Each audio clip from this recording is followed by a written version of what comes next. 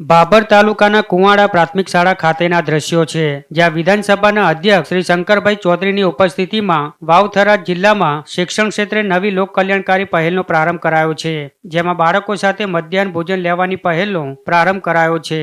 જે મુજબ હવે વાવથરા જિલ્લા વહીવટીતંત્રના 100 જેટલા ક્લાસ 1 અને 2 ના અધિકારીશ્રીઓ દર અઠવાડિયે શાળા અને આંગણવાડીની મુલાકાત લઈ બાળકો સાથે મધ્યાહન ભોજન કરશે અને અધિકારીશ્રીઓ મધ્યાહન ભોજન સાથે શાળાના શિક્ષણની ગુણવત્તા ચેક કરી જરૂરી માર્ગદર્શન પણ પૂરું પાડશે. ત્યારે જિલ્લા વહીવટી તંત્રની આ પહેલ મધ્યાહન ભોજનની ગુણવત્તા જ નહીં, પરંતુ શાળાના શૈક્ષણિક માળખા, ગુણવત્તા સુધારણા અને સુવિધાઓ અંગે પણ માર્ગદર્શક સૂચનો પૂરા પાડશે તેમ અધ્યક્ષશ્રીએ સ્વયં બાળકો સાથે મધ્યાહન ભોજન કરી આશાવાદ વ્યક્ત કર્યો હતો.